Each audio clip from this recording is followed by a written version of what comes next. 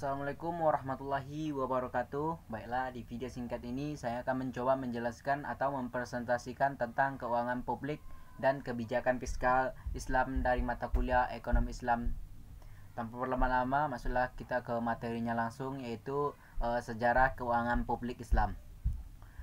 Sesungguhnya di Indonesia maupun di dunia pada umumnya terdapat dua aliran pemikiran sehubung dengan sistem keuangan dan perbankan, yakni aliran liberal dan aliran fundamentalis. Aliran pertama berpendapat bahwa bunga bank tidak tergolong riba, karena yang disebut riba adalah penghubung uang oleh mothering yang bunganya sangat tinggi hingga disebut lintah darat. Menurut Hasan, seorang ulama dikemukakan dari Persis Persatuan Islam, berpendapat bahwa disebut riba adalah bunga atau suku bunga tinggi adfa'an mudafa'ah.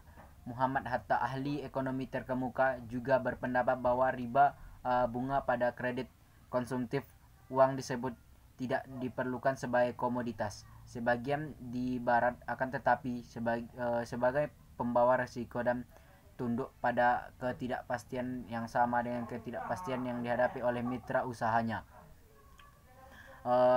Atau disebut jika bermodal biayanya pembelian barang-barang melalui jual beli atau sewa. Pemodal disebut diperbolehkan mengambil keuntungan dari peluang yang diramalkan. Keuntungan yang berasal dari pembayaran sewa atau penjualan kredit disebut menunjukkan secara eksplisit adanya faktor waktu. Yang kedua itu yang B, poin B, karakteristik keuangan publik. Keuangan publik merupakan bagian dari ilmu ekonomi yang mempelajari aktivitas finansial pemerintah, sering disebut juga sebagai public sector economic atau public economist. Keuangan publik memiliki keterkaitan dengan aspek publik secara umum, dan aspek publik secara khusus memiliki keterkaitan dengan negara.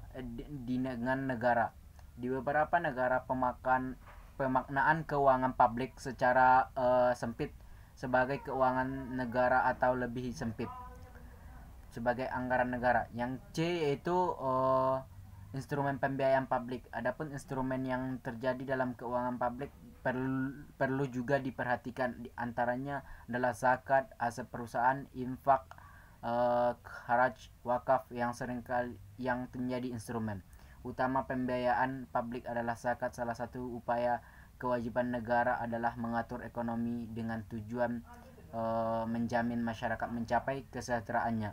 Bakir Asyadar melihat bahwa intervensi negara dalam kehidupan ekonomi sangat diperlukan untuk menjamin keselarasannya dengan norma-norma Islam tersebut. Karena itu, pemerintah berperan menyediakan berbagai barang publik untuk mendorong pembangunan dan kesejahteraan bersama melalui kebijakan publik dan fiskalnya. Pengelolaan dan pendistribusian bisa dapat disasarkan. Implikasi zakat dalam arti khusus dalam hal ini ekonomi, yaitu pertama, zakat dapat memenuhi kebutuhan masyarakat yang memiliki kekurangan. Yang kedua, zakat dapat memperkecil jurangnya kesenjangan ekonomi antara si kaya dan si miskin. Yang ketiga, secara tidak langsung dapat menekan permasalahan sosial, kriminalitas, dan lain-lain.